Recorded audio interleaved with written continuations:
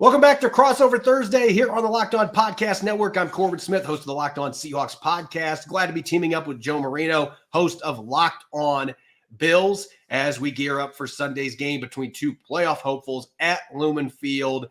Joe, let's get to our keys to victory, the most important thing that both teams must accomplish to win on Sunday. We'll start with the Buffalo Bills, who have been playing pretty darn good football. They now have their season at 5 victories.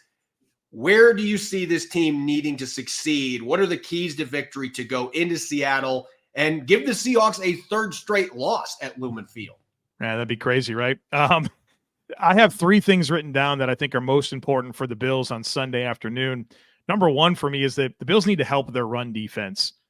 The best part of the Bills defense is probably their cornerbacks. Rasul Douglas, Taron Johnson's an all-pro slot corner, and then Christian Benford is an emerging star at the position, and they're outstanding. And the Bills structurally play defense a little bit differently than everyone else, where they will give you light boxes over and over and over again. And every once in a while, the Bills have these games where teams just run the ball all over them, and it's a problem. And again, they put a lot of stress on their front to be able to fit the run with only 6 and maybe sometimes 7, but never 8, right? You're never going to get a heavy box look for this Bills defense. And so since they're never willing to be +1 in the box, they can get creased from time to time. Well, who's good at taking advantage of creases?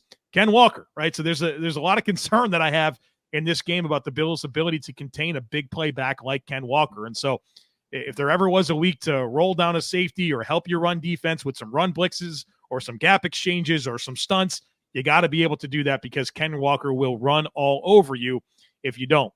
Number 2, I think the protection schemes offensively are going to be critical.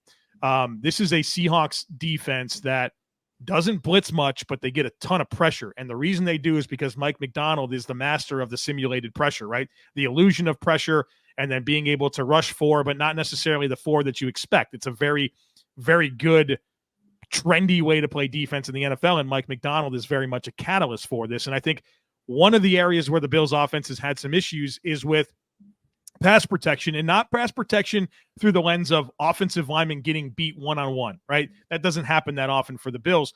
Their protection schemes get them in trouble where sometimes they don't know when to keep extra bodies in. They'll give you a 5-man protection and just tell Josh Allen to kind of figure it out with the free runners.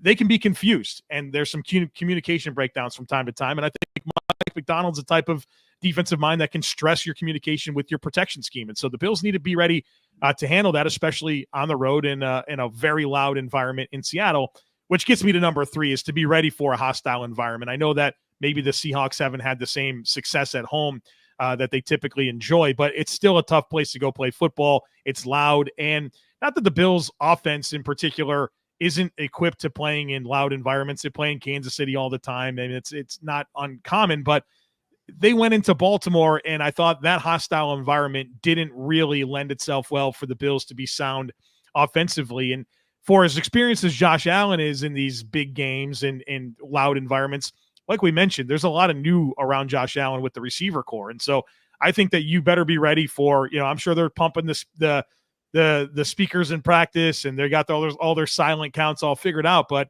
you can have great intentions, but when it comes down to it, being able to perform to your capacity in a situation like that is going to be stressed in Seattle. So for me, it's you got to help your run defense somehow.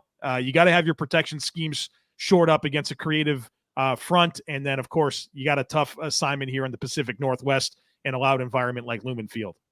And I think this is Josh Allen's first time playing at Lumen Field. So it's always interesting to see how star quarterbacks handle that the first time that they play there, because it's still very loud. I'm not taking anything away from the fans as far as what the record shows. They still bring it every home game for the Seahawks. Yeah. But I'm going to piggyback off the pass protection stuff from your end, because when I look at this Seahawks defense, as I mentioned, to me, the strength of this unit is that front line and their ability to generate pressure and then mixing in blitzes with Devin Witherspoon. The sim pressures where you drop one of your defensive linemen back and let Witherspoon come after the quarterback. They've got a lot of different moving parts they can use. Both their linebackers are capable of creating pressure on the quarterback as well. If there is a game where Mike McDonald really needs to open up that sim pressure playbook, this is the one that I would start to do that. Because to be honest with you, Joe, there have been several games this year where I've gone back and watched the tape, and you could count on under one hand the number of sim pressures that they had. It has not been something they've done a lot. And I think some of it's been because their edge rushers in particular have been so darn effective getting after the quarterback. They haven't had to do that as much. But I think in this game, you've got to give Josh Allen some different looks. He hasn't thrown an interception this year. Historically, though, he's had issues with that. Can you find a way to coax a turnover or two with some confusing looks, mixing in some of those pressures? And then when you do get pressure on him, you cannot let him get outside of the pocket consistently. He's going to do it occasionally, but this is a game where Boye Mafe, Derek Hall, Draymond Jones, you've got to be guarded with your pass rush and make sure that you're not giving Josh Allen those big lanes to run at the pocket or get outside. You have to limit the extended plays somehow. That is going to be a huge key for them. And on offense, you mentioned Ken Walker III. I'm feeding him early and often, both in the running game and the passing game. I think that he opens up their passing game when they get him involved a little bit as a receiver. But I mostly want to get that run game going because, look, this Seahawks offense is on a different level when they are able to run under center play action because of the receivers they have, even without DK Metcalf.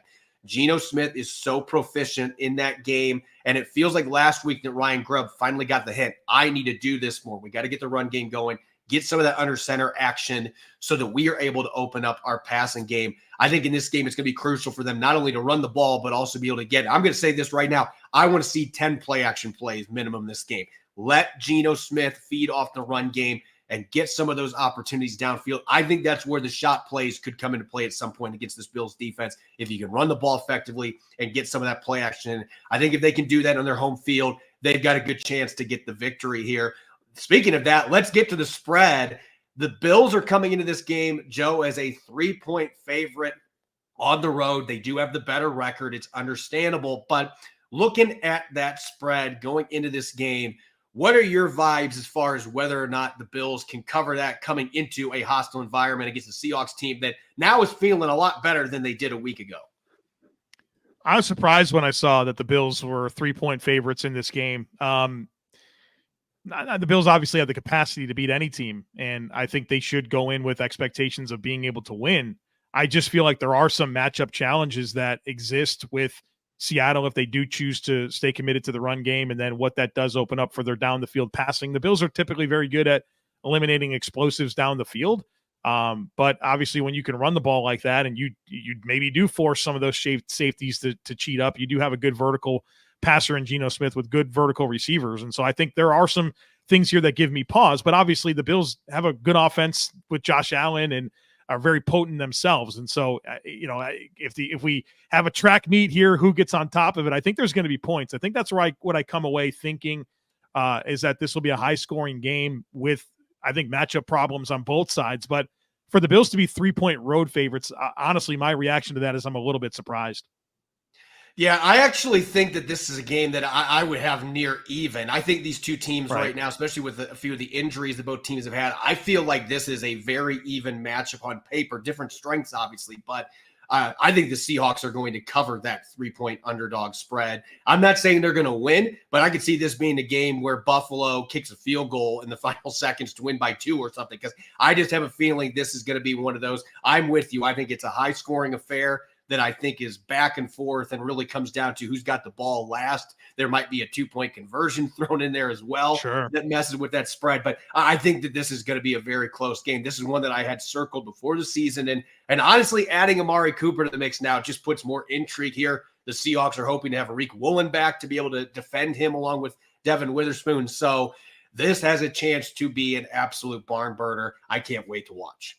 Yeah, I think you got the right vibe, Corbin. I think this is going to be a tight football game. There's going to be a decisive play or two at the end, and the 12s and Bills Mafia will be white knuckles the entire time. I'm sure of it.